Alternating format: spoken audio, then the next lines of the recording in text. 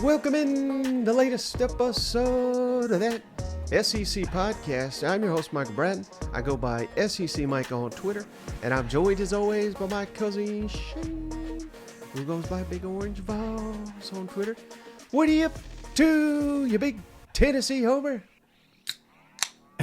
Hey, buddy, what's going on? Oh, man, long time no see. It is great to hear your voice, see your beautiful face. How you doing, my friend? Yeah, I was glad you're able to work me in, Mike, you know.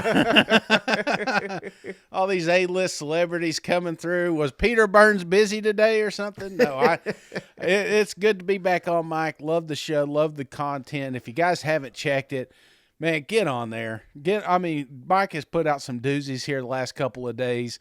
I've seen more bookmarks, Mike, on Twitter on these little clips, which scares me because they're not bookmarking it because something positive you said. You know, they're bookmarking it so they could drag your ass to the mud if it doesn't go the way they had planned. But yep. No, brother, I'm messing with you. I'm glad to be back on. Yeah, we're about to hit 10,000 subscribers on YouTube, Shane. So, yeah. Like Shane said, head on over to that SEC Podcast YouTube channel if you haven't yet. Won't cost you a dime. It's completely free. And we got more A-list content coming, Shane. I got things in the works trying to get more people to come into the downtown Nashville studio. So be on the lookout for that. But, of course, you are my favorite on this show. So glad to have you back. And, I could tell there was a little jealousy in you when, if you missed it, Braden Gall and I went over the over-unders for the SEC West. We did that on this show. The SEC East on his show, The Fringe Element. Mm-hmm. I got to get the Tennessee homer in on this action. So that's what we're going to do. We've done it before, Shane. Over-unders. Yeah. We're going to say over or under the number and our confidence level. How's that sound? That sounds great, Mike. And problem I find myself in the off season, Mike, is I'm always confident, you know. I'm always optimistic and usually that does bite me, but you know what? I don't know. The more I look at these schedules, the more I look at these predicted records, I'm feeling pretty confident in my picks, brother, and I can't wait to share with you. But bear with me. I want to say, man, my dad's birthday was yesterday. Happy birthday, old man. Love you. We went over there, and all the kids were there and grandkids and stuff. We were playing some basketball, Mike. I'm 40 years old. I can't play basketball anymore. You know, I thought, hey, I cut down a few LBs. I thought I'd get out there rough. We won, you know. Of course we did. But, brother, I'm paying for it today. You know, it's so funny. I'm halfway through this, and I don't know if you've got one of them Apple Watches, Mike, but we're playing ball. Halfway through, my watch starts going crazy. And I'm like, somebody calling me, you know? So I look at it. Oh, God, my back. It says, the thing says, did you fall?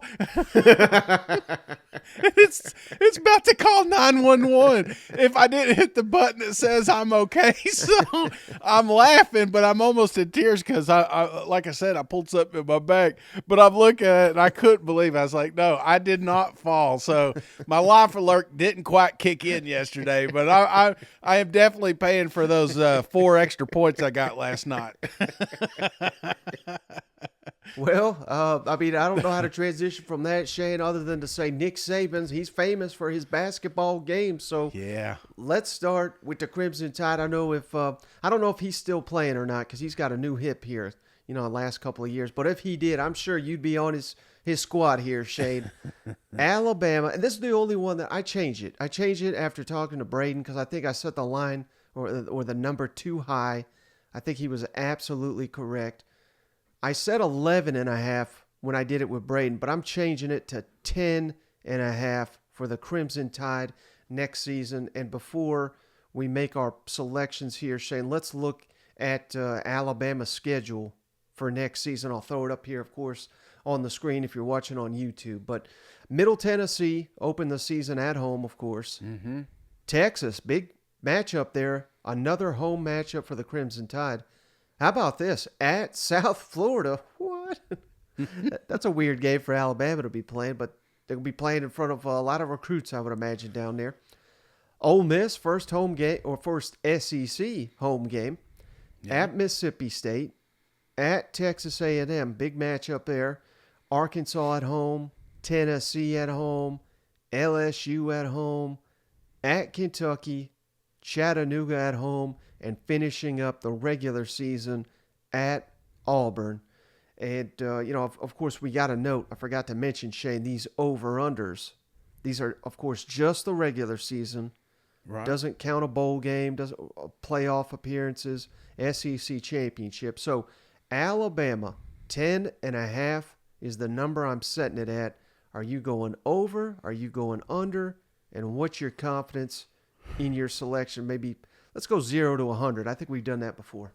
Yeah, Mike. And Alabama is always one of those safe pick overs, probably going to be a preseason favorite, at least in the West, I would imagine when we get to media days. And the buzz out of Tuscaloosa always picks up over the summer.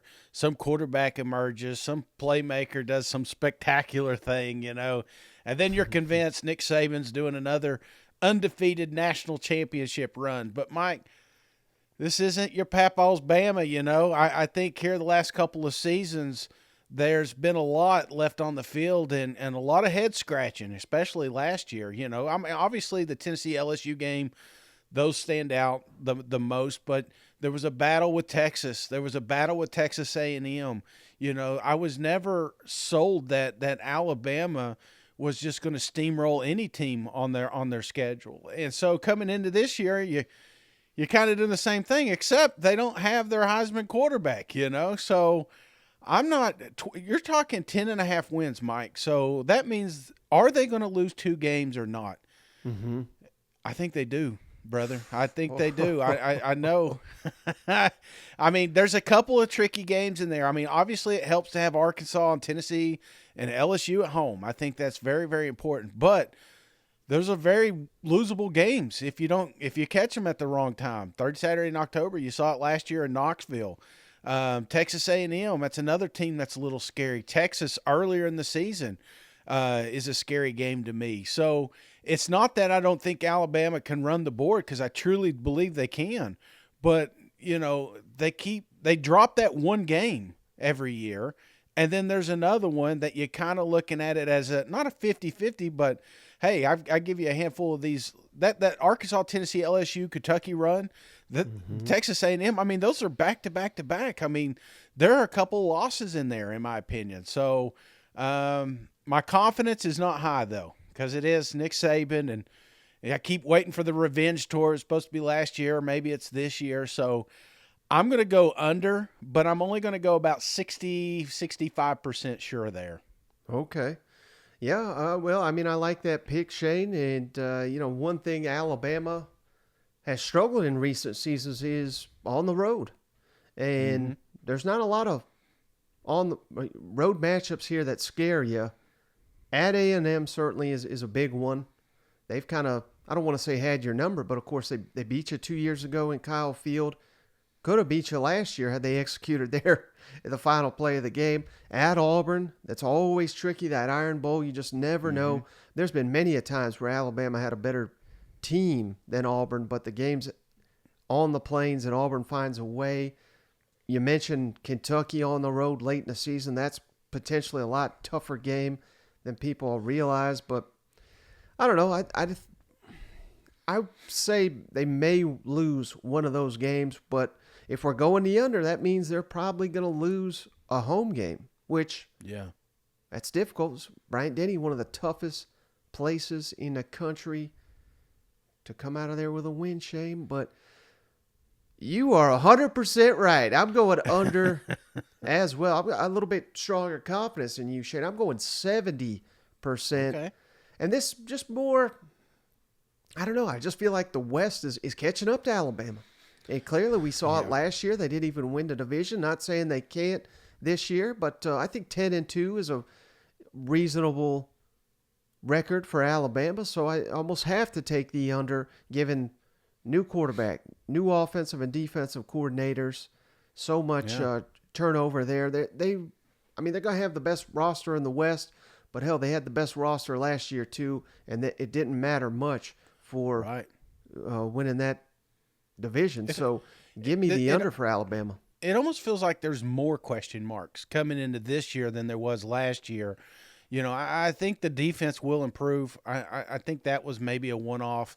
But, you know, we got new coordinators. We got, you know, a lot of youth on that. We didn't get a lot of transfer love either. You know, I thought maybe there'd be a little bit more portal activity in the offseason, fixing up some of those holes Alabama had. I didn't see that. And I think you hit the nail on the head, Mike. It's not Alabama and the rest of the West anymore. It's Alabama up top, but by a thin margin. And LSU, Tennessee, those are just some prime examples of any given Saturday, a good team can give them a challenge. So we may be wrong. You know, they may be clipping this one, Mike, and looking at us back in December saying, what the hell are these losers thinking, you know? But as of right now, I've got more question marks. Well, let me ask you, what do you got to see early to really kind of pump the brakes here and say, you know what, Alabama's got something this year? I mean, they hit Texas pretty early there. Is there something that you're looking for early in the season? Maybe to see how good of a quarterback they really have. Because I think that anytime we don't know what a team's got under center, it's just hard to project. But let's say it's Ty Simpson, who I think it'll kind of be, or if Jalen Milroe takes that big step, or if they land a big-time transfer, which I think we may be past the point of them actually doing that. But who knows if they have an answer there, if the quarterback is not a question mark but a strength, which it certainly could be, Alabama's going to be a hell of a dangerous team. You know what? Yeah, I'm with you, and a little bit. You know, they've talked about that offensive line, how big they are. I think, you know, that push that Bama's used to have, the running game. I think that's another factor. If they can control the line of scrimmage, which they've really had a tough time doing last year, you know, that may be another one I'm looking at. Is just how quick that offensive line molds. Mm-hmm. All right, how about Arkansas, Shay? This is a tricky one to do. Let's run down the schedule here real quick. Western Carolina at home, Kent State at home, BYU at home. Real opportunity to be 3-0 right out the gate. Then it gets real tricky, though. At LSU, Texas A&M, of course, in Arlington, at Ole Miss, at Alabama, Mississippi State at home, and then you finish the season at Florida, Auburn at home, FIU at home, and Missouri at home. So certainly some winnable games in the back half, too. I'm setting the over-under, Shane, 7 for the Razorbacks. You going over or under, and what's your confidence level of Razorbacks going over or under 7 wins next season? Mike, here's another team that you know, I buy the hype every year, especially last season. I was really excited about what Arkansas was. So they've hurt me, Mike, you know, so I'm a little bit more leery of putting them on the board. And what scares me the most is just the center of that schedule. And not so much that I think they're going to lose or lose them all, but, you know, this program has shown me in a couple of years that, you know, they can spiral. And that's what concerns me when you're looking, especially that BYU, LSU, Texas A&M, Ole Miss, Alabama. You know, some of that stuff can linger over to Mississippi State or a Florida. It just, you know, how quick does Arkansas bounce back if they lose one of those games? So 7 wins, though, you know, can they get over 7? Yeah, I think they get over 7. I think they got one of the best quarterbacks in the country. You know, I'm buying back into the Heisman race. You know why? Because that's what I do, brother. Optimistic Shane over here. So I'm looking at the schedule, and yeah, I'm thinking I got my red glasses on. And I'm like, oh hell, we're gonna beat the shit out of BYU. You know, LSU, Texas A&M. Yeah, we may drop one of those, but we can get Kiffin this year. Bama, okay, maybe we drop that one, but I think we've got a very winnable schedule moving forward. So, you know, I'm saying we haven't done our optimism show yet, Mike, but you just be ready, Arkansas fans, because I'm ready to pour on some love. I'm going over, and I'm pretty damn confident here, Mike. So give me about 95% here. Oh, baby, I love it. Yeah, we're big Sam Pittman fans, of course. We've been singing the praises of KJ Jefferson since before he was officially the starting quarterback down there. Feels like this is the year, you know. A lot to like. I mean, how could you not like the best quarterback in the SEC? Like you said, perhaps the country in KJ Jefferson. And I do think this is going to be the, there is no such thing as an easy schedule in the SEC, but this is probably the least daunting that Sam Pittman has faced as head coach of the Razorbacks. That middle of the schedule is brutal, but if you can win before it, if you can win after it, if you can steal a game or two in the middle, you're absolutely right. Arkansas will go over, but I'm going under, Shane.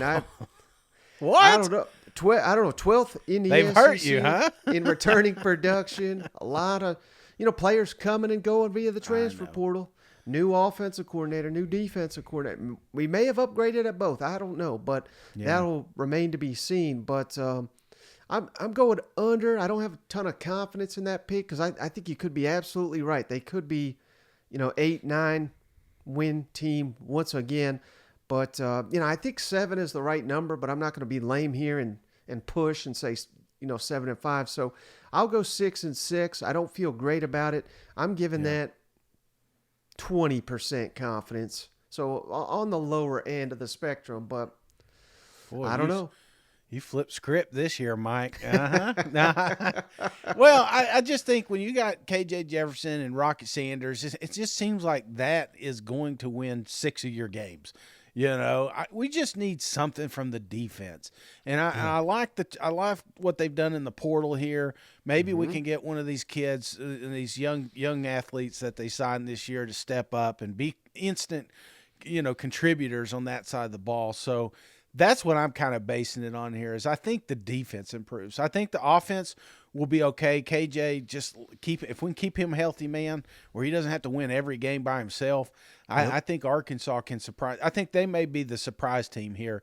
And I know it's early, and I'm doing it again, Mike, but I don't know. I'm just starting to fall in love with those Razorbacks. Yeah, and I don't mean to be disrespectful to Florida because we all know what a proud program that is. But if you're going to have to take the trip to the swamp, this is the year I think to get them. Right. Particularly late in the year when it's not going to be hot and muggy and humid and right after they play Georgia. So, I mean, it could line up really well for Arkansas there. You're talking me into the over already. I tell you, man, get a little momentum here.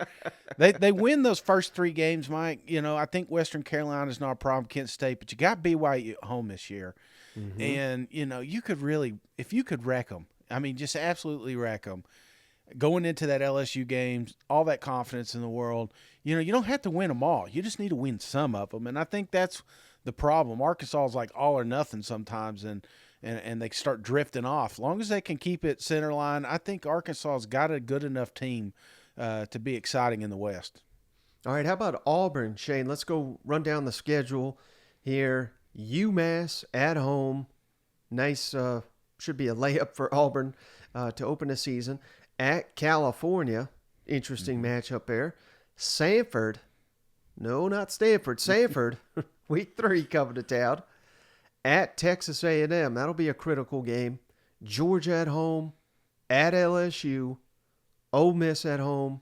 Mississippi State at home. At Vanderbilt. At Arkansas.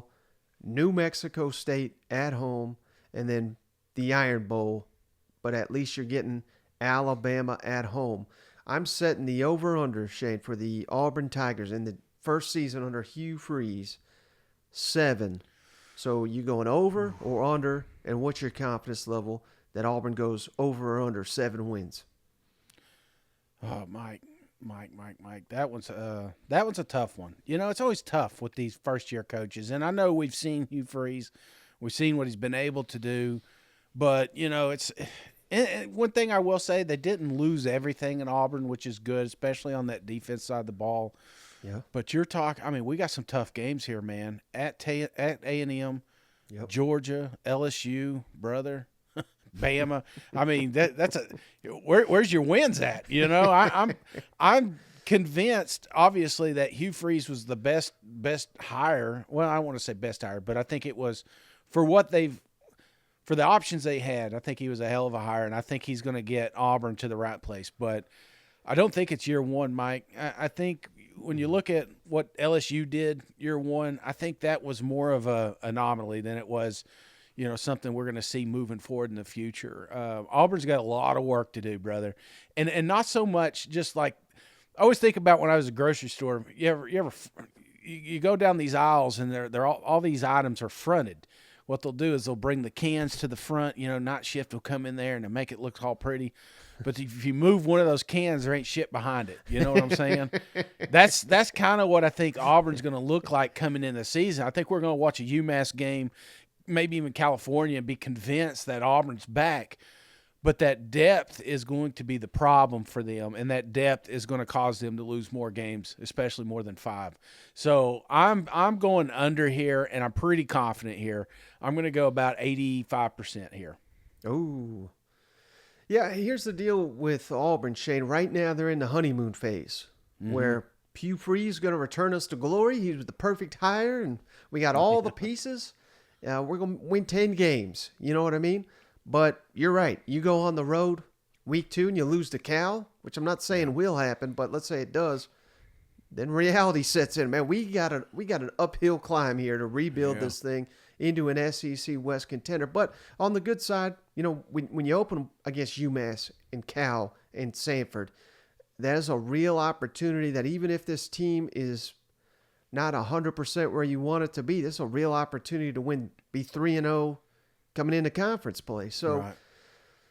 I don't know. I mean, I've got confidence in Auburn to win all these non-conference games. So you're sitting here, you're basically, what you're really doing is saying, will Auburn go 500 in SEC play? Yeah.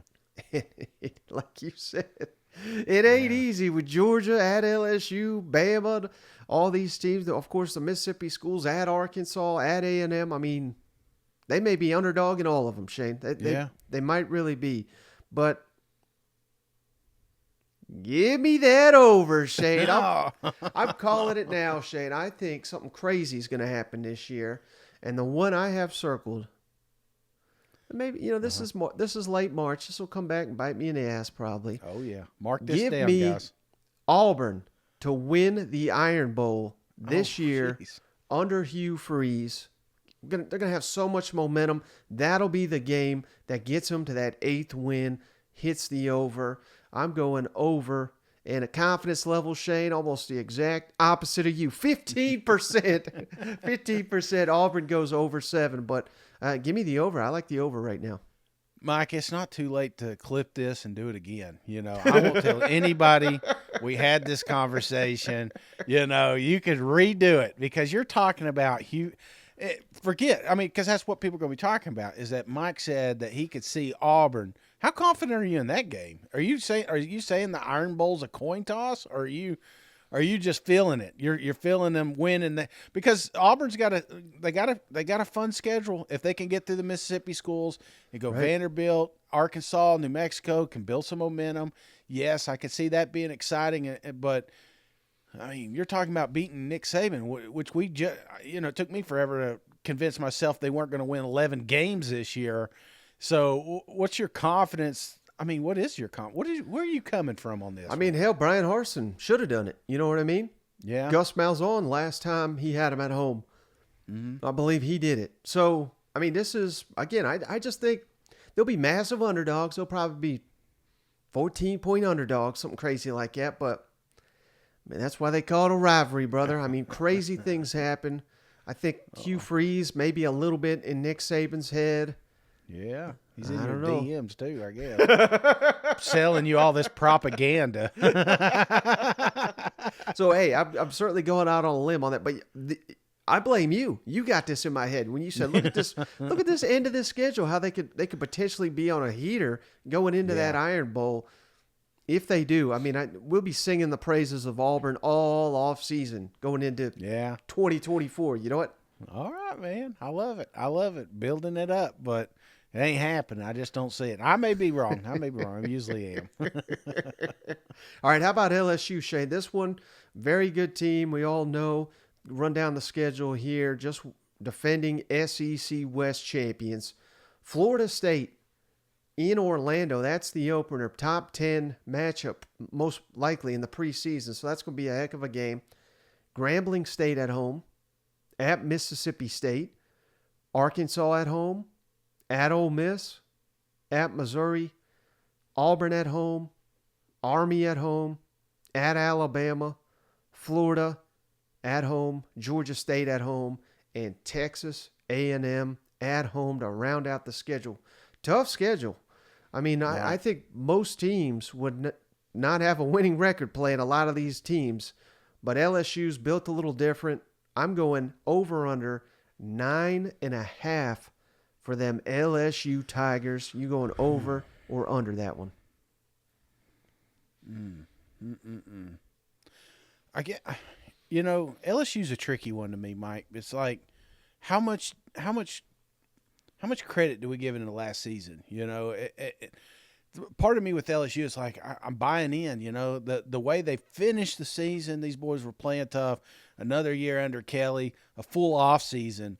I just think that would help them with their competitive depth. And you got one of the best quarterbacks coming back. They got a lot of pieces coming back on that side of the ball. So, I'm pretty confident LSU is going to have another phenomenal season.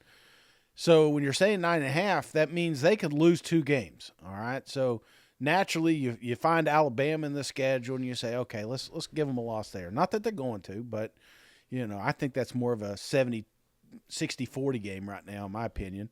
But you got Texas A&M, so that's another tough one in my opinion. So I'm looking for those losses, Mike, and I like their schedule. I can't get off of it, so I'm going to go over here. I think LSU is going to be another hot name. When we get into August, late July, people are going to start warming up. They're going to start seeing some highlight reels coming out from down Baton Rouge, and they fixed a few holes there, and that offensive line's looking better. And I think we're going to be convinced that LSU is the team we should be watching in the West yet again since they won it last year. So I'm pretty confident here, man. Give me the over until I see something from Texas A&M. So even the Texas A&M Bama, that's the one that obviously is the scariest for me when I'm looking at the schedule. And I'm not convinced LSU loses both of them or even any of them. So give me over. Pretty confident here, 95%. Oh, baby, I love it. Yeah, I mean, what's not to like about LSU? You have to think that last year's well, that's true. Last year's roster is probably going to be the worst that Brian Kelly has down there.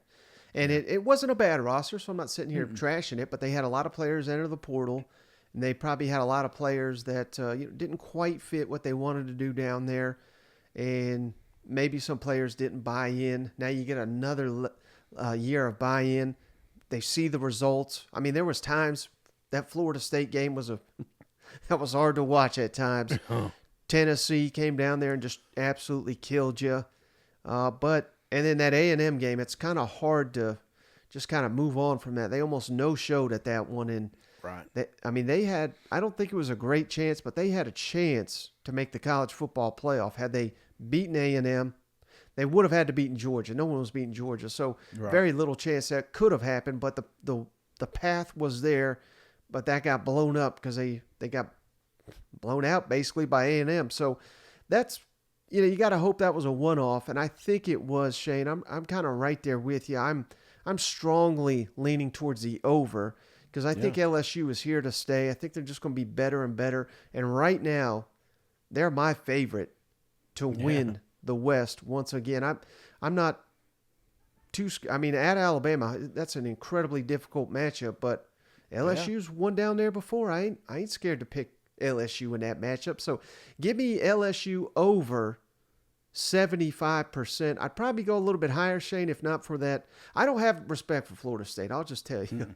Yeah. But maybe they are good. And maybe I'm just disrespecting them. If that was, FAU instead of Florida State, this would be 100%. I'm going over. Right. But it's in Orlando.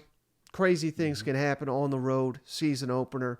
So that's the only reason I'm not going quite as high as you. Yeah. Well, I guess, I'm just looking at the roster. You know, they got some dudes on there, not just Daniels, but I think one of the best linebackers in the world is Harold Perkins. I think highly of him, and absolutely took over that Arkansas game. So that's you know, those types of freak athletes come around so often, and I can't wait to see what they build around them. Hell of a portal class, good recruiting class. I mean, the arrows are up for LSU, and that Florida State game you mentioned, it's like, how many times did you say last year, like, man, I wish we could watch them week 8 play LSU again, you know, because that would not have come down to the wire. That game would have been put away by halftime. So, yeah, I'm a big LSU Tiger this year, brother. All right, how about Ole Miss, Shane? Here's the schedule for the Rebels. Mercer at home, at Tulane. That's a tricky game. They beat Southern Cal in the New Year's Six Bowl last year. Georgia Tech at home, at Alabama, LSU at home, Arkansas at home, at Auburn. My goodness, it's getting tricky quick here. Vanderbilt at home, Texas A&M at home, at Georgia, Louisiana Monroe at home, and finally the Egg Bowl on the road at Mississippi State. I set the over-under here, Shane, at 7.5 for the Ole Miss Rebels. You going over or under 7.5 wins? Mike, here's another team. You know, Ole Miss, people are starting to think I just hate Ole Miss. You know, and maybe a little bit because of your coach, and I'm still dealing with some things. You know, I'm seeing therapy. So, but no, I think Ole Miss made a big step last offseason, making an investment in the coach, and I think in return, Lane Kiffin makes an investment in Ole Miss, and I think that's the key here. A lot of talent coming back, which they're not usually going to do. And, you know, still played, I mean, did great in the portal, I thought. You know, I think that this Ole Miss team is another one that has some question marks, especially at that quarterback. You know, is it Dart? You know, is he gonna get better, or is he gonna lose his job? And there was a few times last year, I think, if we had some great quarterback play, Ole Miss could have had a hell of a season. So I'm looking at a tough schedule, not easy. It seems like Ole Miss always got a tough schedule. They got the Bama, the A&M, Georgia. Those are not teams you want to play right now. But what was your over-under here? 7.5. Ooh, Mike. I'm glad you put the half in there. So I'm going to go over. I'm going to go over here, Mike. You know, because if you would have went 7 or 8, that would have been even tougher, in my opinion. So yeah. I'm going to go, because I'm seeing maybe 8 wins here. Yeah. But I'm optimistic here. I think Ole Miss has an opportunity if they can get some quarterback play, brother. I think the defense will improve with the new coach here. I'm not confident though. I'm going to go 40%.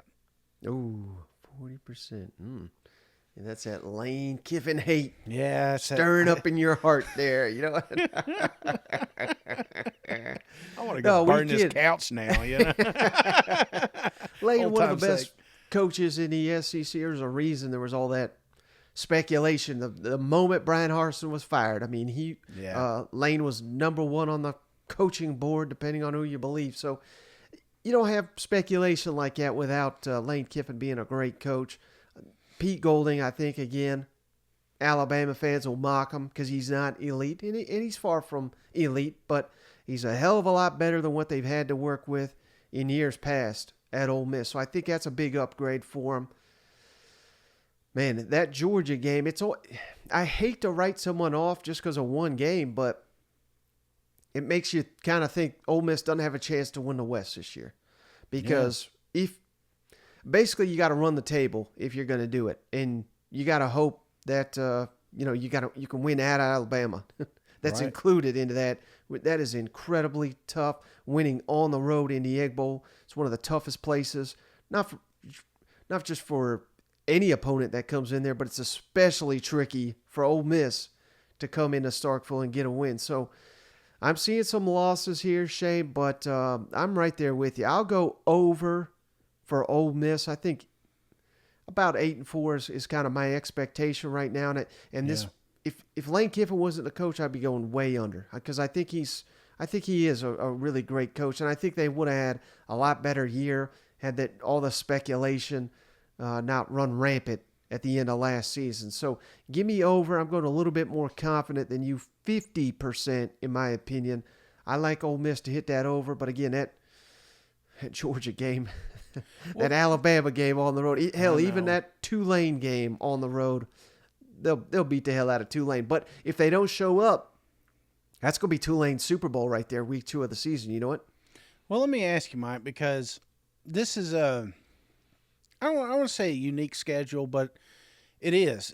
Alabama, LSU, Arkansas, back to back to back. Those are some tough games.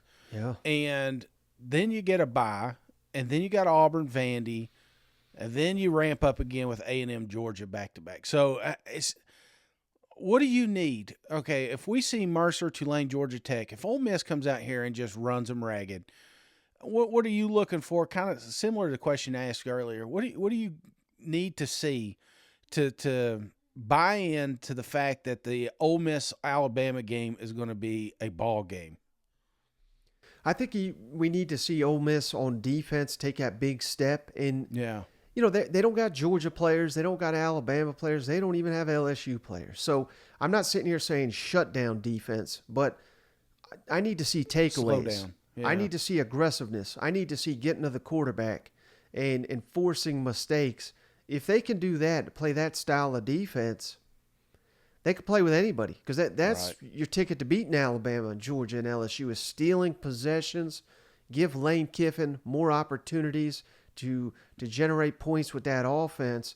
And I think Pete Golding can do that. Now, do they have the players? I don't know. That's a big question mark for me, but I want to see this defense take that next step. And obviously, like you said, some stability at quarterback. I think they were really hamstrung. They're so good running the ball. Yeah. But it was clear as day. I mean, when you made them beat you through the air, they just couldn't do it. So, and I don't know if they had the premier weapons at receiver to, we throw it all on the quarterback, but I don't know if they had great receivers last year either. So they brought in some transfers. We've got some guys coming back that underperformed. Will they take the next step up? Will the new transfers contribute? If that happens with better quarterback play, Ole Miss could be the sneakiest team here in the SEC. Now, let me ask you a question, Mike. Kind of two questions. Does Dart start the season, and does Dart end the season? I'm going to say yes to starting the season. Yeah. No to ending the season as a starter. Okay. The more things I hear, more people I talk to, I like the young kid they just got in, Walker Howard, from the transfer from LSU. I think by the end of the season, he'll be your starting quarterback. Okay. All right. You hear that, Rebs? Of course, I did say over, so I don't know.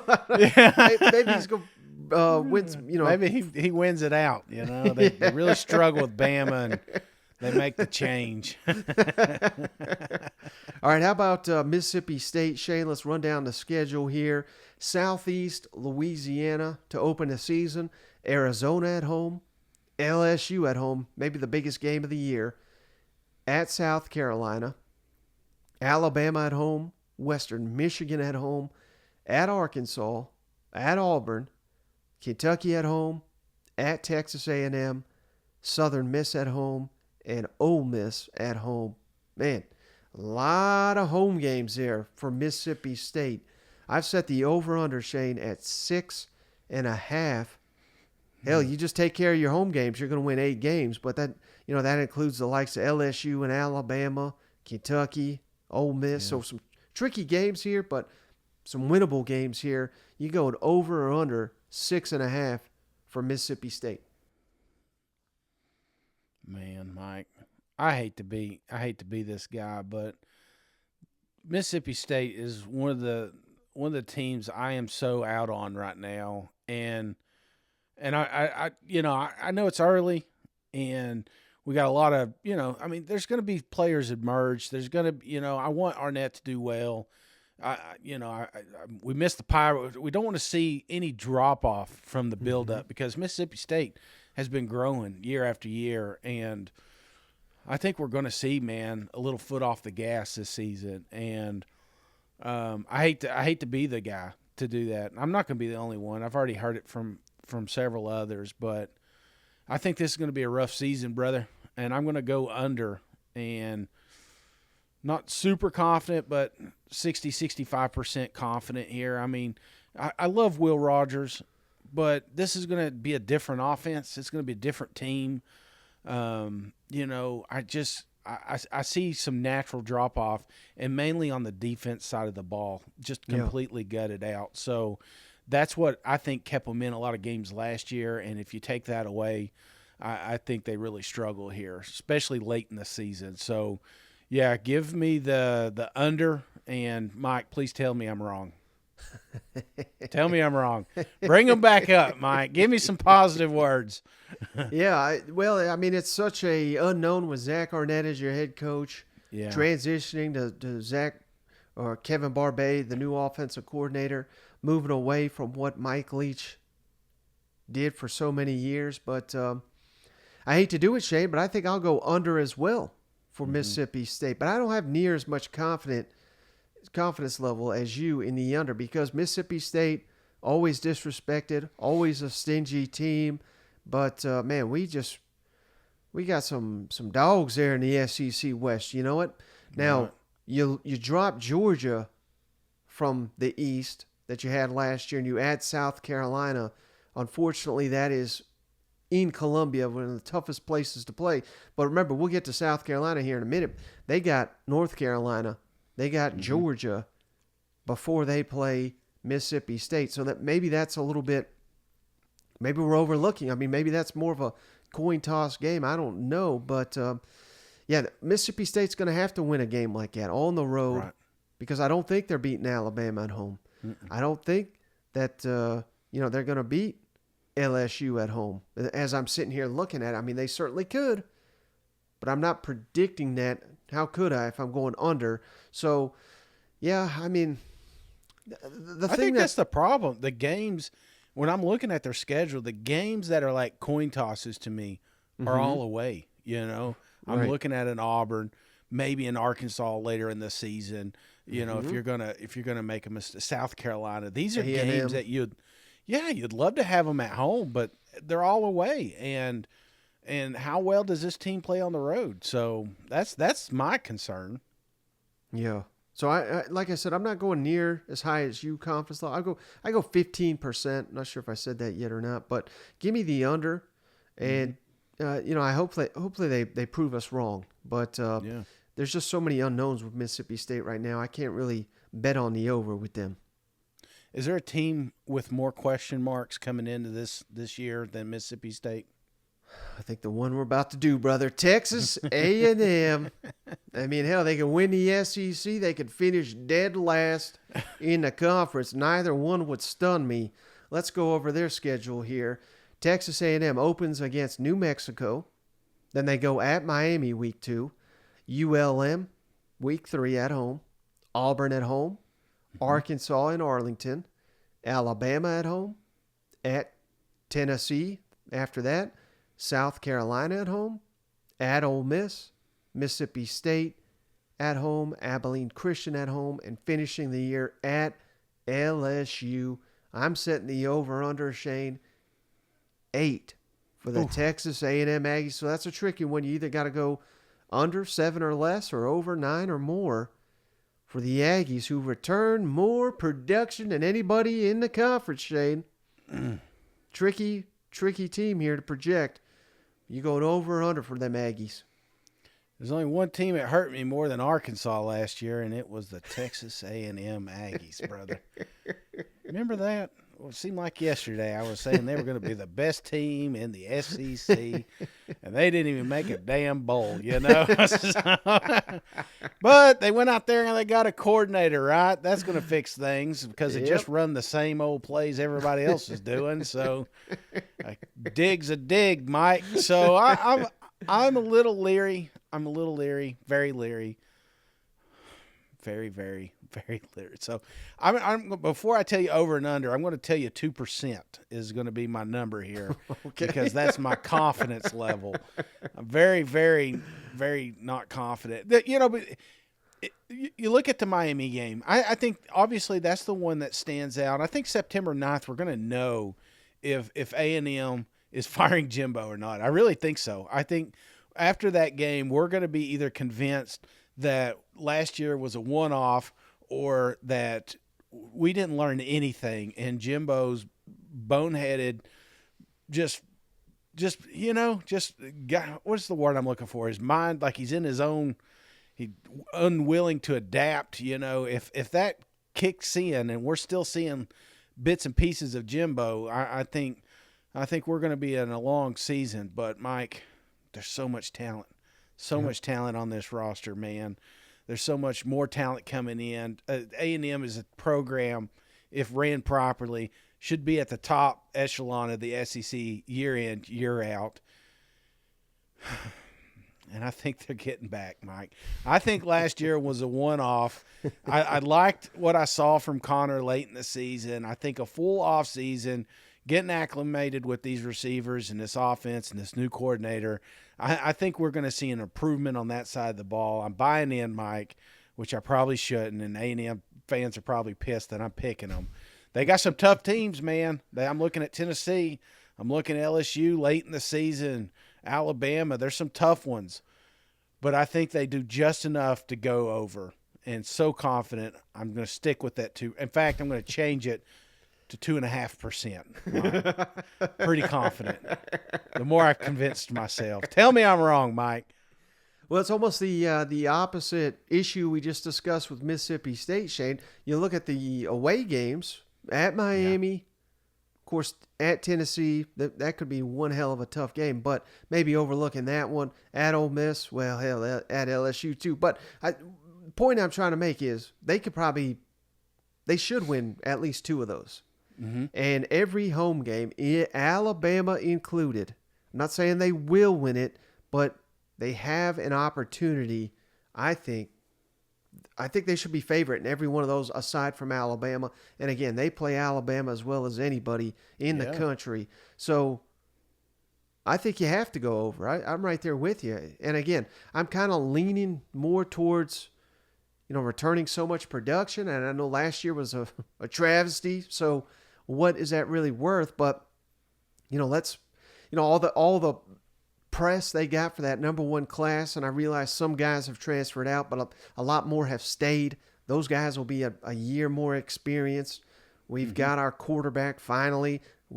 I just think the biggest issue with A&M, it's kind of sad to say this, but I think the biggest issue has been Jimbo and his offense. Yeah. So as long as he turns it over to Bobby Petrino and lets him call the plays, we could go from the biggest issue being possibly the biggest strength of the entire program. That could be what gets that light to click in Jimbo's head to say, man, I should have done this years ago. You know what? So, I'm smashing it. I think A&M is going over, and I'm almost the exact opposite of you. 91% going over. Okay. So this is the team that I got my eye on here that I think could really take a big leap in the SEC this fall. And should, Mike, and absolutely should. There's no reason they shouldn't. And I think, again, just get out of their own damn way and let them cook, man. Let them cook. Let them play. And if he does release the reins, and who knows, like you said, become a hell of a general manager, A&M may just be the next coaching clinic. You just go over there, do your 2 years, and get your own program somewhere. So, yep. The fan base needs it, Mike. So, give me the over as well.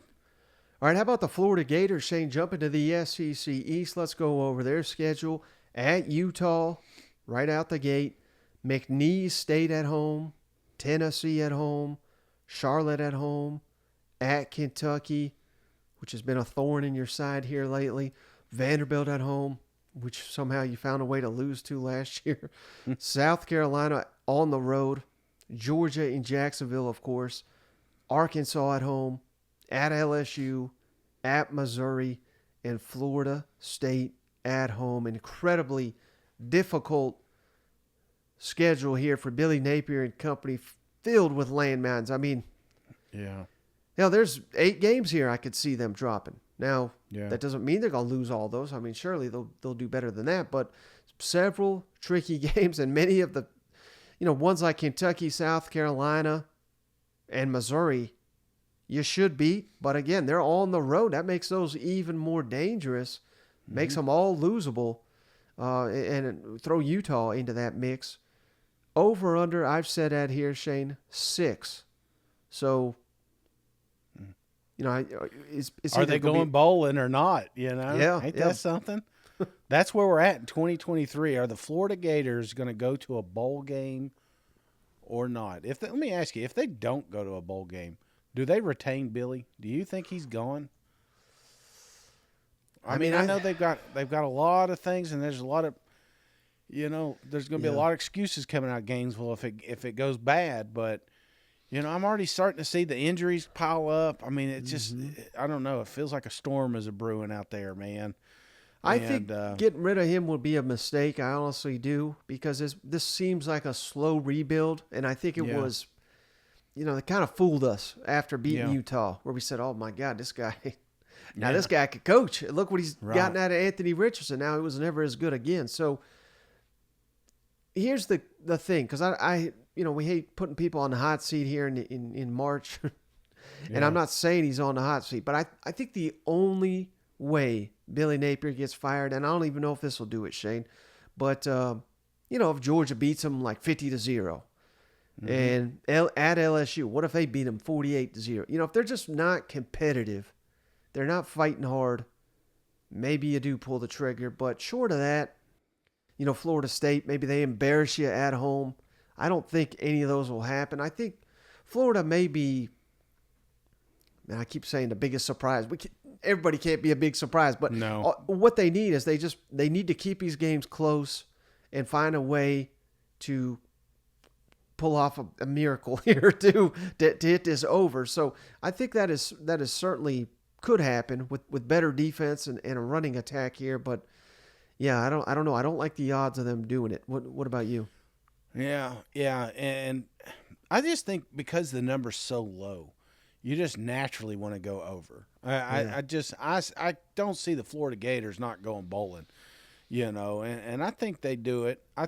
There's a few teams on here. That's when you're looking at the Florida Gators, in my opinion, you could pick 2 or 3 teams that are coin tosses that they have to win. And I think it starts right out of the gate. And I know it's a tough matchup, but, man, they got to beat Utah. If they don't beat Utah, I don't think they go 7 games, man. Yeah. I think they nailed it with this six number here, and I don't want to push. So I'm going to go over, and that means they've got to win a Utah game. They got to win a Kentucky game. They got to win a South Carolina game. Or an Arkansas. There's like some of these landmines, they're going to have to catch one of these teams off guard. And one thing that I like about the Florida Gators is everybody is doing this fast tempo, electric offense. Florida is almost going to be the opposite, brother. You know what I'm saying? Yeah. It's like you got to – you remember them old school days when you had to practice extra for Georgia Tech? And you're like, why the hell with the wing tee out here and the wishbone. I mean, I'm not saying the Florida Gators are going to do that, but good defense – and an established running game is what the Florida recipe is going to be this year. So there's going to be some low-scoring contest, and I think there's going to be some. That's why we got some close game matchups if you look at Billy's record. So I say he catches a few of them off guard. So I'm confident here. I think the Florida Gators take a step forward. Naturally you want to say they're going to be worse because Anthony Richardson isn't there, but maybe he was holding them back, man. This needs to be a team effort with the Florida Gators. And I think they get back to the roots here. I think Billy is going to be a patient, like you said, slow build down there in Gainesville. But I think we see a step in the right direction this year. So give me over, and I'm feeling pretty confident, Mike. So confident I'm going to do 55%. Yeah, here's the problem with that, Shane. Yeah. Is I look at the schedule. Here we go, Gator fans. He's got his orange shades on. As I look at this schedule, now it's early. I mean, things can change. But I only see 3 games here.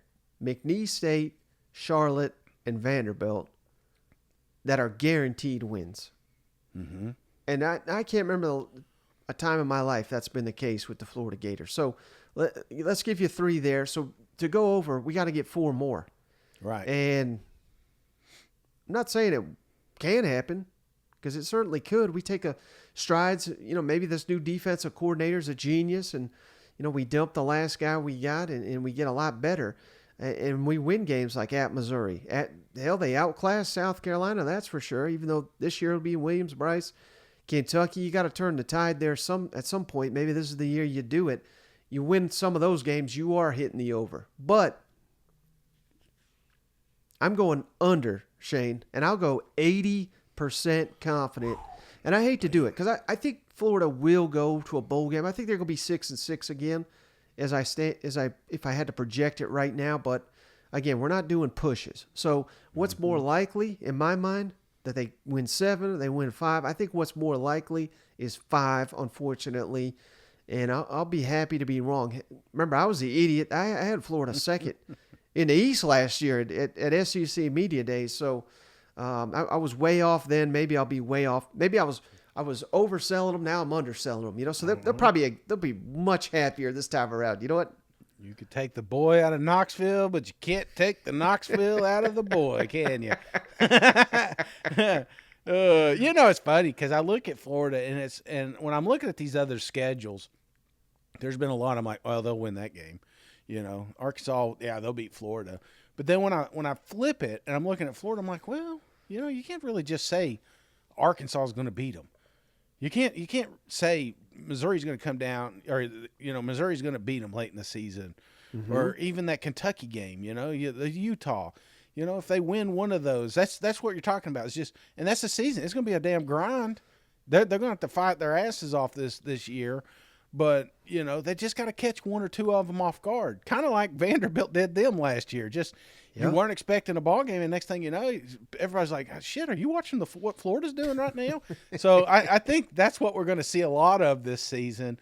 And I may be way off, but I just think they've been in the cellar too long.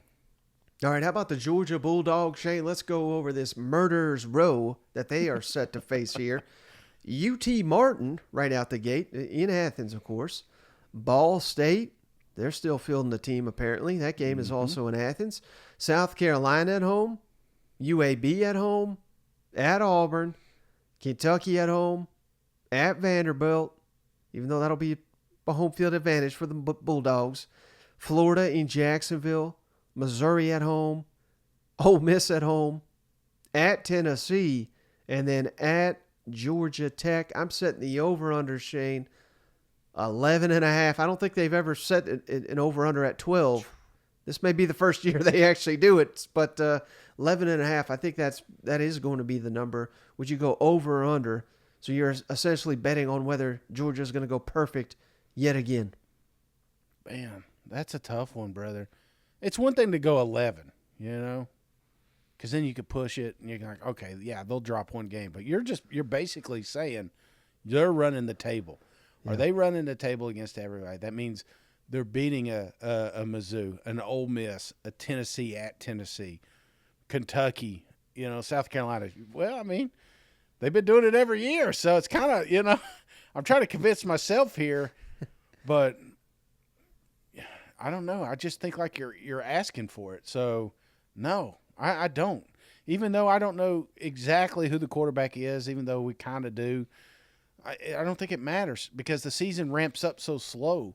September 16th is when you got to really use a quarterback, and maybe you don't. Maybe you just put Brock Bowers back there and buy yourself a couple more weeks. So, no, give me the over here. I give me Georgia making another run. I'm pretty confident in this one. So give me, and I mean, I think it boils down to a couple of teams. I think it's Ole Miss, Tennessee, Kentucky, and maybe South Carolina. That's, Mizzou snuck up on them. That may be a one, but where's the loss? And if they're just game planning for November 18th, we saw how that worked out last year. So I'm gonna go the over right now. I think Georgia is just an absolute machine, and until we switch up the scheduling, I think they're just going to run all over the East. So give me the over, 92%. 92. Ooh, okay. Feels like 92 out here. Okay. Well, wait. Let's do. I don't want to go that high. Maybe 80. Okay. The last national champion. No. Damn, we've already hit 2 since then. Can't use that joke anymore. So put me at 80 just so I can use it one more time. Well, Shane, I mean, I can't argue with anything you had to say, but I know Kirby and company, they love to play the disrespect card. So I'm gonna sit here and disrespect them, Shane. I don't know who it's going to be. I don't even feel confident about this selection, Shane, but when it's ever this high in the preseason, I love to play the under because you're basically betting against perfection, which is incredibly difficult. And this may be the most challenging stretch Georgia has. I know we sit here and mock the schedule, but how easy will it be to motivate these guys when they look at this schedule? When you won back-to-back, you're the kings of college football. Everybody's telling you you're going to win every game by 5 touchdowns here. And they probably will against UT Martin, Ball State, and into that South Carolina matchup. So I don't know when the test will come, Shane, but I'm going to bet that Georgia slips up somewhere. All it's going to take is, a couple turnovers, some poor execution, a rainy. Remember when Tennessee lost, that was the excuse. It was raining that day. That's right. It's just going to take something like that, a doink of a field goal, a missed extra point, something. Something will happen, and Georgia will lose a football game. I'm not dumb enough to sit here and say it'll be South Carolina once again, and this is not going to eliminate them from the playoff, not going to eliminate them from the SEC championship, but who knows? It may come against the non-conference when they sleepwalk through a ball game here. So give me the under, Shane. Yeah. Guess how confident I am in this one. How confident? 1%. Give me the under here with Georgia. Hey, babe. Yeah. Yes, sir. All right, let's just play the game here, Mike. They're going to drop one. Georgia Bulldogs lose one game this year, and it's going to catch everyone off guard. Which team is it going to be? And it can't be Tennessee. I think that's the easy answer. Yeah. How about I this, think everybody's going to say the Volunteers, but who are you looking at as a surprise? I've already used up my bold Auburn take, so I'm not going to say Auburn, even though that's on the plains. Mm-hmm. I've kind of disrespected Florida, so that would be one that I would circle and say maybe Florida, but hell, I just disrespected them, so I can't use that. Mm-hmm. How about, Shane, the Ole Miss Rebels there? Ooh. Look ahead to Tennessee. That maybe they're focused on Tennessee. Yeah. They don't respect Lane Kiffin, the Lane Training Company. Mm-hmm. Give me Ole Miss. I think that may be your shot. Or hell, even I'd love to pick the Kentucky one if it was in Lexington. I think that'd be my selection. But winning in Athens, well, hell, I just picked Ole Miss to do it. But either Ole Miss or Kentucky. How about that? Well, I'm not too far from you here, Mike. The one that I'm looking at is Mizzou. They gave them a tough fought ball game last year. Yeah. They're sandwiched in between the Florida game and, like you said, Lane Kiffin.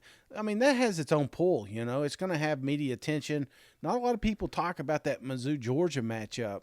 I think that one is one of those that Georgia thinks they're over the hump. They just got a couple more teams to close out. Then they're back into the SEC championship.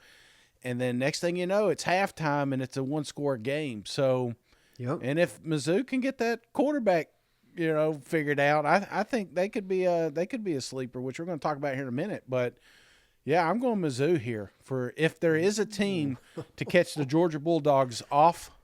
I'm going the Tigers. All it takes is one SEC media interview, and Shane's on your bandwagon, Coach. That's right. That's it, man. Drink until I get in our coach. I'm always on drink side. So he's my best friend. All right, how about Kentucky, Shane? Here's the schedule for the Wildcats: Ball State right out the gate at home, Eastern Kentucky, Akron at home, at Vanderbilt, Florida at home, at Georgia, Missouri at home, Tennessee at home, at Mississippi State, Alabama at home, at South Carolina, at Louisville. Some tough games there, but several winnable games as well for Mark Stoops and company. This is going to be fascinating to see what the Kentucky Wildcats do this season. I'm setting the over-under, Shane, at 7.5 for the Wildcats. You going over or under 7.5 wins for Kentucky next season? Mike. God, I'm drinking that blue Kool-Aid, man. I'm not going to drag this thing out. You know, they made the right moves. It was like they gave me the keys and they said, Shane, fix this shit. You know, they did exactly what I would have done. Yeah. Go out and get my favorite offensive coordinator, load up the offense side of the ball, get me some new coaches in there, and let's freaking roll this thing. So I think Kentucky is going to be one of those, kind of like the South Carolina last year, you know, just the hype reel going crazy and everybody's drinking that big blue Kool-Aid. And I think I will be too, Mike. 8 wins is what'd you say? 7.5 is where we're at. So I got to get 8. Mm-hmm. Hell yeah. Give me the over and give me big. Give me a 99% confidence here. Kentucky is a scary team, brother. And they start out, you know, because they're working their kinks out early. Ball State, Eastern Kentucky, Akron, Vanderbilt. By September 30th, your toughest matchup, you've got 4 games under your belt. You're moving right along. All the kinks have been worked out. So I think Kentucky would be picking up steam just at the right spot when you got Florida, Georgia, Mizzou, Tennessee. That makes or breaks. You can go ahead and mark Alabama off. Who knows? Maybe they surprised them. Tennessee did last year. But then you got South Carolina late in the season and Louisville. Man, that's a beautiful schedule. I love it. Give me the over big time. Yeah, and one thing you didn't mention, 2 weeks to prepare for that bourbon bet game here. So, yeah. Well, I mean, that's a loss, but, you know, they can't win them all, Mike, you know. That's the one where I think Mark Stoops wants to get more than any other is Tennessee. Yeah. So it may come to beating the Vols to hit that over, but maybe not, Shane, because like I said, there's a ton of winnable games here. I think Florida, that'll kind of define your season. It always seems to define it for Kentucky. You beat Florida, you have a hell of a year more often than not. You lose to them, maybe it'll be another disappointment. Do they usually have them that late? They usually get them earlier than that, don't they? Yeah, it's usually the 3rd game of the season. So yeah, so this is good. I think this is great for Kentucky. Which means Florida will have already played Utah and Tennessee. There's going to be a lot of film on what they want to do, whereas Kentucky, all you have played Ball State, Eastern Kentucky, Akron, and at Vanderbilt. So you should have somewhat of an advantage there as well. So, yeah, I'm right there with you, Shane. I'm smashing the over. This is one of the ones I'm most confident in. Give me Kentucky. Give me about 85%. It just always seems like when we disrespect Kentucky, they show up the most. When we hype them up, they kind of fall short. I love the transfer additions.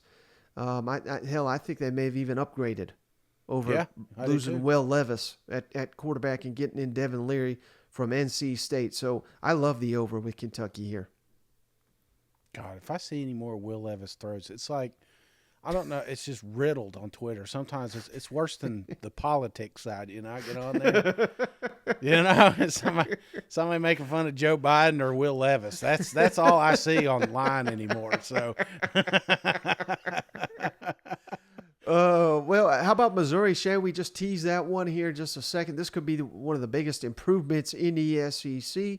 Here's their schedule. South Dakota at home. Middle Tennessee at home. Kansas State at home. That'll be a big one.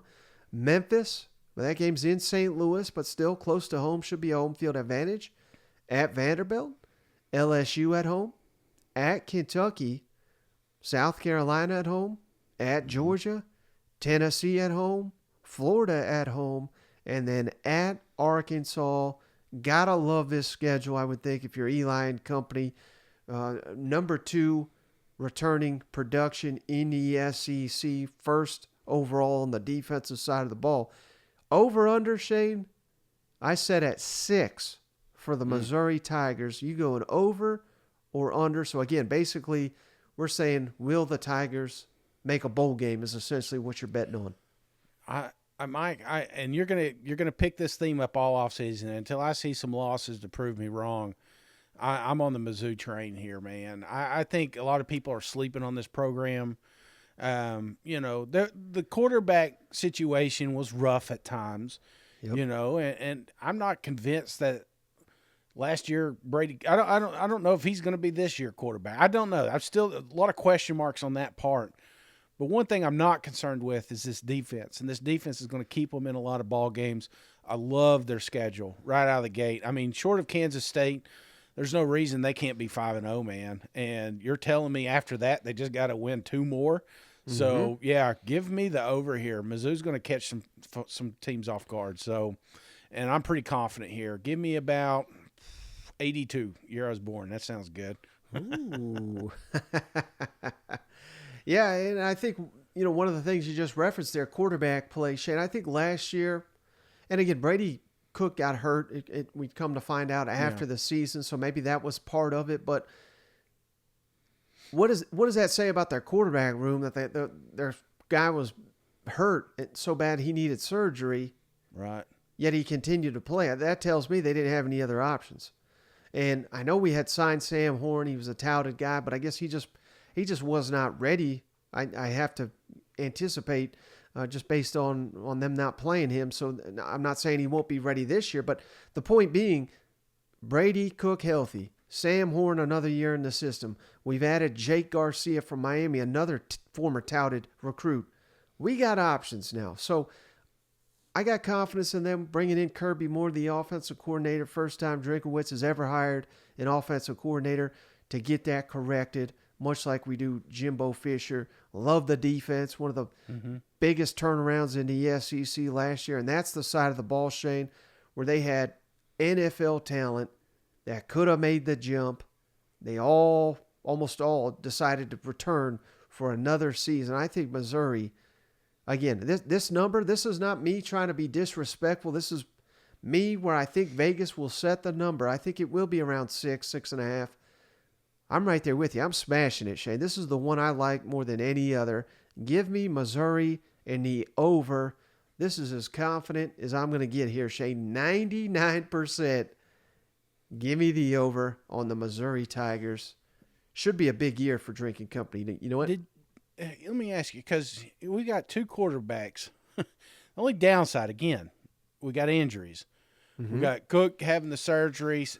Don't forget, Sam got hurt playing some other sport he shouldn't have been playing. But yeah, that's true. Anyway, I'm just curious, Mike. Did you hear anything else? Because I know the spring game was kind of closed down and indoors. And what are you hearing on the quarterback front? Is anybody impressing anybody, or is it just like no news is good news? I never really got anything out of camp that says, hey, quarterback situation is looking pretty nice there in Mizzou. Right. Well, I think certainly not having the spring game televised, that hurts because you're just going off of, people that attend practice and what that generally is people stretching. And then they kick them out when they start actually playing football. You know what I mean? So very difficult to get much intel at a camp there. But I also think that is part of the plan as well, Shane, because if you're sitting here saying, well, Jake Garcia, he's amazing. This is our guy. Then Brady Cook's going to transfer. If, you sit here and say, Brady Cook, well, he's barely doing anything. If they come in here and say, or maybe Sam Horn would transfer. I mean, you've got to keep all these guys on your roster because this is a make or break type year. And I don't think Jake Garcia would leave because he just got there, but we've seen stuff like that happen before. It's just unfortunate they've had all these injuries, so it's really hard to tell. But I think those answers will come in fall camp here once everybody's healthy. We got a full-on competition. Brady's out there, Sam Horn's out there competing with Jake Garcia. But I just don't have any solid information on that. I got you. Yeah, it's just kind of, it's like hidden, and that's my only concern is the quarterback situation. But if it comes out and looks good, whoever's behind center there, I think Mizzou is got the talent, and I really like this defense, Mike. I know I keep saying it, but it's a sleeper, and it's gonna create havoc in the East for sure. Yeah. Well, how about one of your other sleepers, Shane? The South Carolina Gamecocks. Let's go over their schedule. North Carolina in Charlotte on a neutral field there. Furman at home. At Georgia. Mississippi State at home. At Tennessee. Florida at home. At Missouri. At Texas A&M. Jacksonville State at home. Vanderbilt at home. Kentucky at home. And then Clemson at home. A lot of winnable games there to close out the schedule. I'm setting the over-under for the South Carolina Gamecocks at 8. So this is a tricky one. You going over or under 8 wins for the South Carolina Gamecocks next season? Mike. There's a lot of happy South Carolina fans out there. Maybe not at you. I got a text the other day that says you pissed off a few, so I don't know if that was a tweet or a pod, statement or something like that. So, but I didn't know it was a pretty big beehive if I got buddies text me saying Mike's taking some fire here, I didn't even log on. I was like, I ain't even looking, Listen. You guys had a fantastic year last year. 22, phenomenal run. But I don't think you acquired enough pieces to keep that momentum going in 2023. Right now, try to be optimistic, but I'm sounding like an asshole, I know. But give me the under, Mike. I just don't see it happening. I tell me I'm wrong, but I think that Georgia game, you're catching them really early. That's going to be a tough one. North Carolina's not a shoe-in, man. Tennessee, Florida, both those teams, do you drop one of those? Missouri, like you said, never beat them. Texas A&M. Last year, I think you could have beat A&M, but can you beat them this year? I don't know. I'm convinced A&M's going to be a top-tier team. And Clemson, you just never know with that program. I mean, right. They've had your number every year, so I want to be optimistic. I think you got a great quarterback. I think, if you could keep that momentum rolling, I'll be the first one to eat my words here. But Mike, I see them taking a little bit of a step back for the way they finished the season last year. So I'm going to go under. Not super confident. I'm going to say about 35, 38% here. But I think we're going to go under.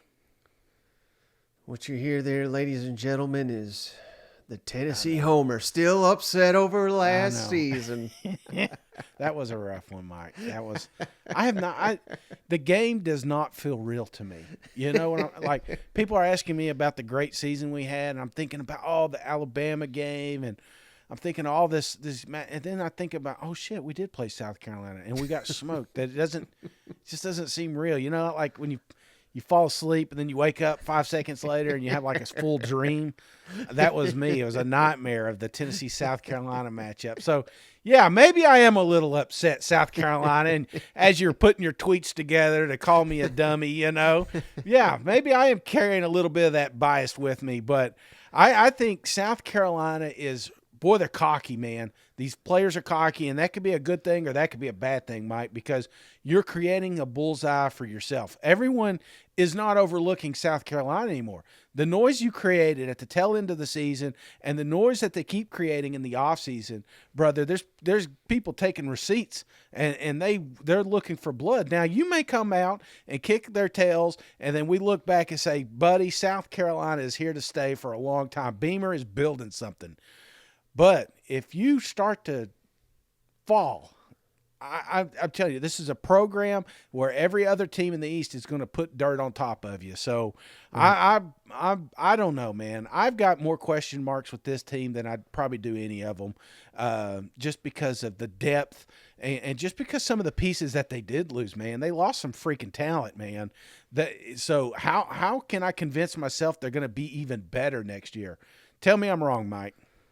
Yeah, I think this was one of the toughest ones to pinpoint here, and I really do think Vegas will put this number at 8 because I think that's the perfect number because I think 8-4 is very realistic. That's not to say they can't go 9-3, but given this schedule, Shane, I lean more towards the under, just like you. I don't have as well. Actually, I got more confidence in. It's more of a play of 7 seems far more realistic to me than 9. Even though I think the real number will be 8, but it's just because. Who are you going to beat on the road? At Georgia, number 1 team in the country. At Tennessee, that's going to be the biggest revenge game on their schedule. Not saying you can't beat Tennessee. Hell, you smoked them, so you probably should beat them. But Tennessee's going to be very motivated for that matchup. At A&M, was that you've only beat them one time in SEC, and it was the worst.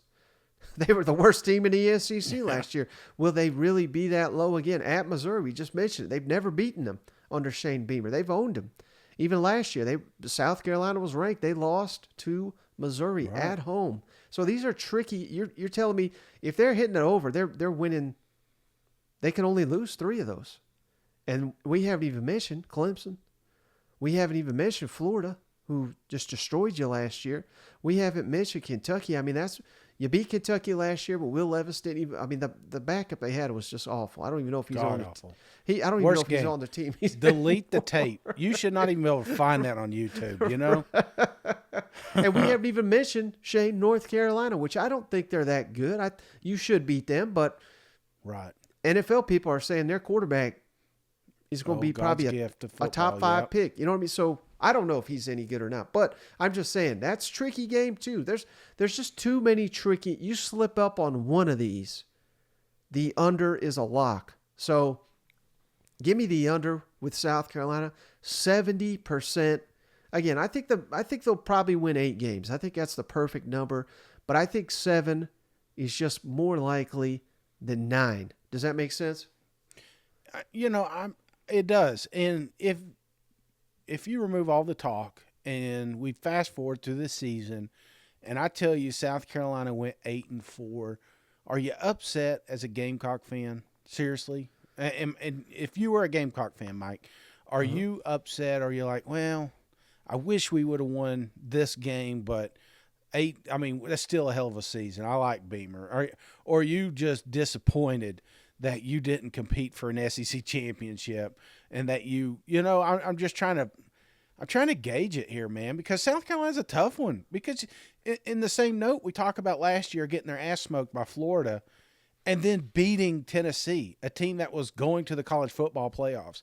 Not just beating, just mopping them up and down the field. Clemson, you beat Clemson, another team that could have been the college football playoffs. It's like, but then you look back at the film, and you're like, oh, these guys got beat by Mizzou. These guys got beat by Florida. What triggered? Was there something that mentally triggered in your quarterback here or the coaching staff or, and then you lose some of your team there at the end. I think you lose one of the best running backs and one of the best tight ends in the country. Now, you replenish some in the portal. I'm not saying that it wasn't was a terrible offseason. I think you got some good pieces back. But are you looking at an 8-win as a disappointment? I think it depends on who they beat. Like the biggest one in my mind, Shane, is Clemson. Yeah. If you win 8 games and it includes beating Clemson at home, I think you're fine with that. Mm-hmm.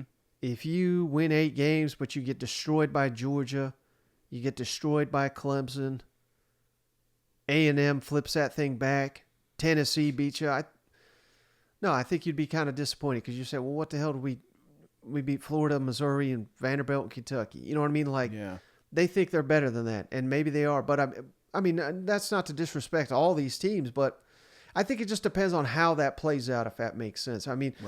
Let's say they do beat Tennessee.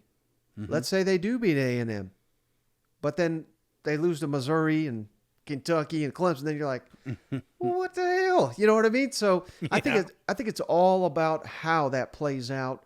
And I should mention this because we kind of said this many times, so this is nothing groundbreaking. But if Spencer Rattler plays like he did against Tennessee, like he did against Clemson, they'll hit the over if he does it all year long. But we've just not seen him do that. That doesn't mean he can't do it.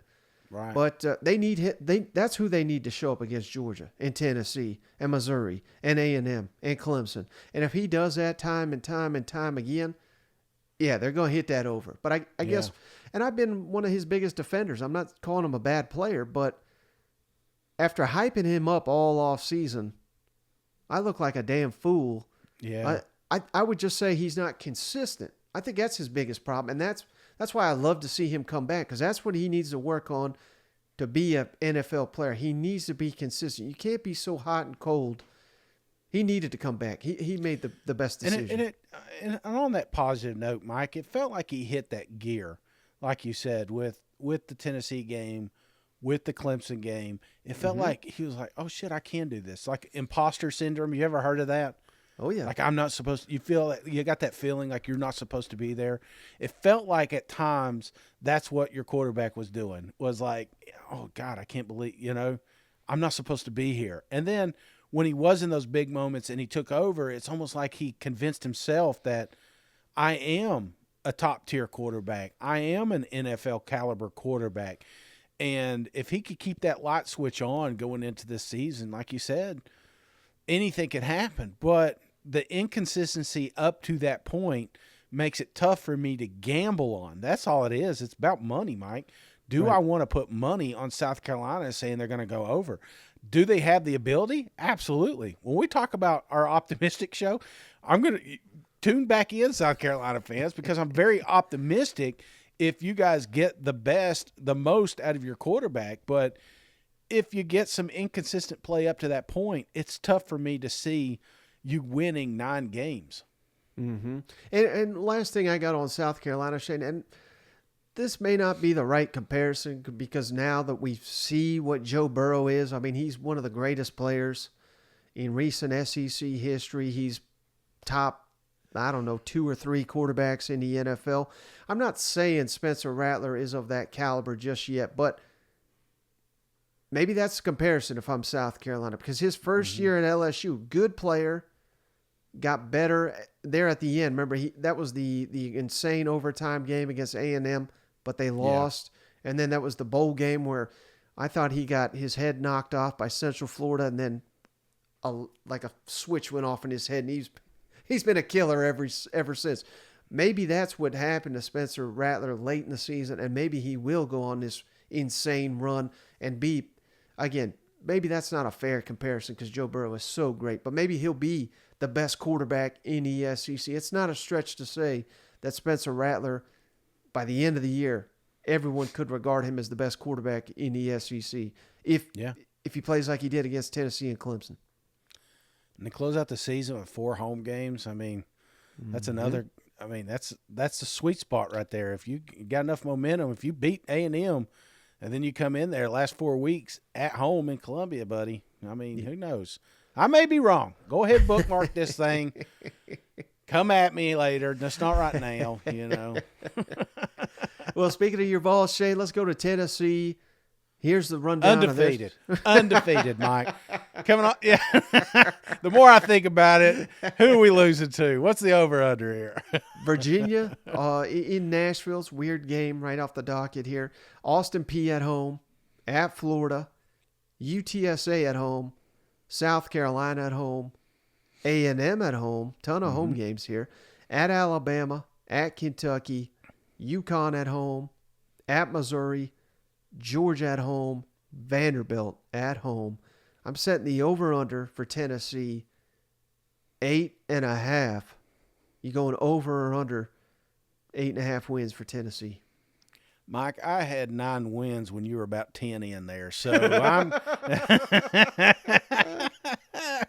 I think it all boils down to Joe Milton here. I think when you're making this bet, you're trying to convince yourself that Joe Milton is the guy.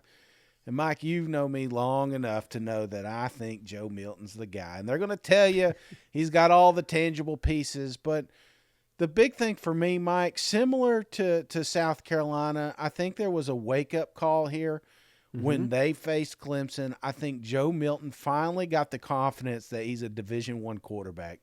I think he trusted his arm more, which in return just completely opens up this offense, which you would think Tennessee Vols, oh my God, how can they go any faster? How can they go any longer? But Joe Milton can literally launch at 80 yards. I mean, you're talking about taking the tops off the defense. He's going to be able to do so. You can't game plan for the Volunteers.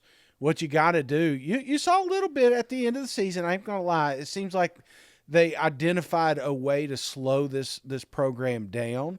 But you need a hell of a cornerback play, and I don't know if there is enough elite cornerbacks to slow this team down, week in, week out. So you're talking, what was it, 9.5?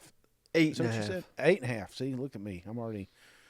It should be 9.5. But anyway, can they get 9 wins? Yes, Mike. The ones that scare me, obviously South Carolina, since they kicked their ass last year. Florida still got that thing, and I don't know if that's a 90 syndrome or something, but I still always worry about them bastards, Everybody's talking about firing Billy, and I'm like, man, I just hope we beat them, So Florida is always going to be like that little whatever. But South Carolina scary, Texas A&M very scary, yep. Alabama, Kentucky. That's a tough little stretch. And then you follow it up there at the end with Mizzou and Georgia. So there are some very losable games in there. In fact, I think there's probably 2 losses. You're looking at Bama versus at home to Georgia. Those are 2 tough games. And let's say worst case scenario, they lose both of those. There's another one they can drop. So A&M, South Carolina, Kentucky, I'm looking at you guys. And even if they do, they still hit their numbers. So give me over here. Pretty confident with the Tennessee Vols. I think their defense has improved. I think their offense is going to be I don't think it loses that much. Now, obviously, the running aspect of the quarterback is going to be different. But if Milton realizes that he's 7 foot tall and 400 pounds and he can take out some of these guys, I think we'll be all right on that side. He's a big guy, man. I don't know why he's afraid to run so much. So what percentage you going there on the over? Oh, 98, baby. 98%. Yeah, that's perfect. I love what you had to say. And Shane, Josh Heupel, one thing that he gets a ton of accolades, but the one thing that you don't hear enough people say, in my opinion, he gets these guys to plug and play. Yeah. And, every year it's, well, how are you going to replace Jalen Hyatt? Well, hell, he was not even a premier player 2 years ago. And prior to that, how are you going to replace Velus Jones? They just plug guy after guy after guy. Every quarterback he's had has put up prolific numbers. Mm-hmm. And this is going back about 7-8 years here. So I think Joe Milton will just be the next one, like you said. We've already seen it late in the season. Squirrel White had started to come on. Brew McCoy was excellent last year. Ramel Keaton was one where they lost Cedric Tillman to injury. What are we going to do? Well, Ramel Keaton stepped in. He wasn't as good as Cedric Tillman. I'm not trying to suggest that he was, but there was no drop. I mean, this was the number one offense in the country. So plug in these guys. They've got, just now we're getting to the point, Shane, where Josh Heupel recruits are becoming seasoned, second, third year players ready to step into the system. The defense, I continue to say, this is going to be the best defense yet of the Josh Heupel era. They're getting more and more talent, deeper and deeper. They're plugging holes via the transfer portal. They brought in 3 outstanding corners. Now, they're young, but very, very promising corners that they beat out the likes of Georgia and LSU and all these great teams to land these corners. I'm right there with you. I think the over, this is one of the easier ones on the board. I think Josh Heupel has already proven this is a different Tennessee, and fans worrying about, we got, when are we going to come back down to earth? I don't think it happens under Josh Heupel. So give me the over. I'm not quite as confident as you. I'm going 80%. I think Tennessee I think they're more likely, even if it was like you said, 9.5. I'm more likely to take. I think it's more likely they win 10 games than it is 9. Yeah. I do too, and they got that rough little stretch. The at South Carolina, at Texas A&M, then you follow up with Alabama, Kentucky. Mm-hmm.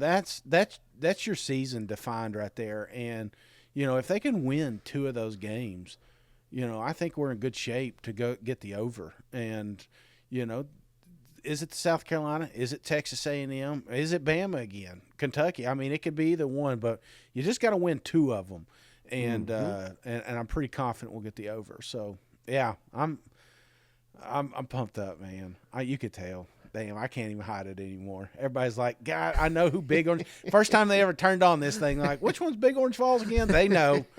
They know.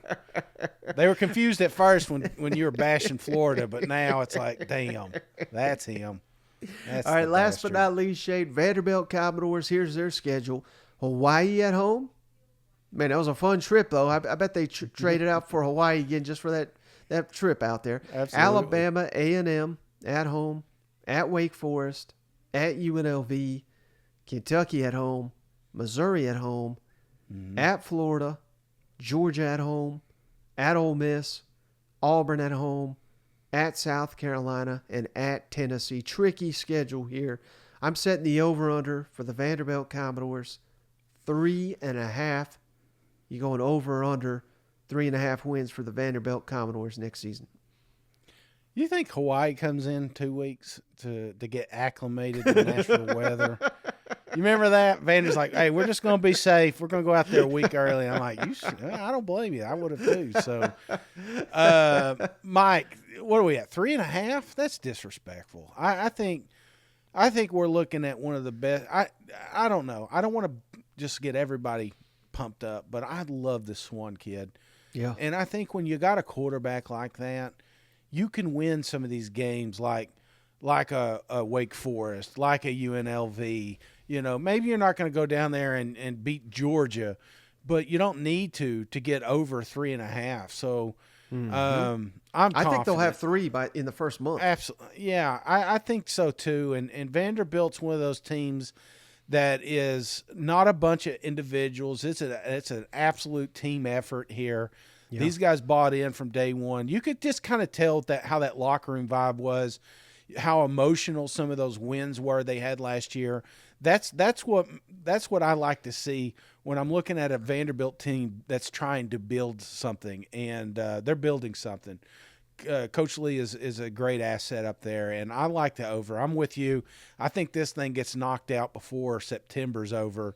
So give me the over. Pretty confident. I'm going to go 91% here. Ooh, yeah, I'm right there with you. I mean, again, they're going to be disrespected in Vegas, but and they're going to be disrespected week in and week out. They're going to be underdogs in every conference football game, but they already got 2 of them last year. Nobody saw coming. They'll probably get at least 2 more next season if they continue to make strides under Clark Lee. So this is one of the easier ones on the board. I'm going over 75%. Again, the real question with Vanderbilt, will they finally make a bowl game? They've already set that as one of the goals this year under Clark Lee, who's usually one of these guys. The goal is to show up week 1. You know what I mean? No, they're already looking at the postseason. That should give you an indication of where they are as a program. So absolutely, Vanderbilt will win at least 4 games next year. I'm very confident in that. Do you think they make a bowl? I know it's early. I mean, you're talking a couple SEC wins again. If you were to give from 0 to 100 confidence level that they make a bowl game, I'll just kind of make it easy for you. I'm about 15% right now. 15% confident that they'll 75 make a bowl. for me. Really? That confident? Yeah. Because I think they can beat all these non-conference teams. So what are we talking about here? They just got to win 2 in conference. And well, the Wake Forest one always worries me, just because they lost to them last year. So UNLV, every now and then they're putting out a pretty good team. So, but let's just take those guys off the board. Let's say it's 4 wins. So you got at home, you got Kentucky, Mizzou. You would think you got to get one of those to make a bowl. Maybe Florida at Florida. You beat them last year. Yep. Yeah. Auburn, Georgia. who knows? I mean, I'm hyping up Auburn, but they could be another train wreck. Yeah. They get 2 weeks to prepare for Tennessee. I'm saying they'll sneak up on a team or 2. You know what? Well, that's what they did last year. So I think so. So that's pretty confident, Mike. Very confident. I'm going to say I'll say 15. I'll stick with 15%, but I see where you're coming from. It's all about quarterback play. If Swan takes that big step forward this year, you know, obviously he got hurt, banged up last year, but if they keep him healthy, offensive line keep him, you know, from running for his life, I think Vanderbilt's going to be a good program and catch a few of these SEC teams again. Well, buddy, one of the comments on the YouTube page last week was they wanted a 2-hour show. We damn near gave it to them. So you got anything else before we hop off the line? No, man. Always fun talking about scheduling because you start imagining some of these games. I'm like, well, me and Mike better go check that one out. I'd love to go to that South Carolina game, Mike. No reason we can't go to it. And either we're going to sneak out of that stadium or we're going to blast them online. So they're coming after me. I know it. I feel it. The big Gamecock wave is be on my Twitters first thing this morning. So yeah, I can't wait for it. You know, just talking all these. But that's SEC what it's about, games. man. That's what it's about. Here it is in freaking March, and we're talking shit already. This is why we love college football, man. This is what makes it so special, and I'm looking forward to another electric season. And, it's going to be absolute fun ride.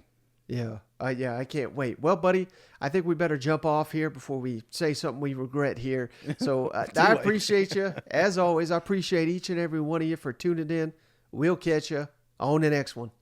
All right. See you guys. Go Vols. Undefeated, baby.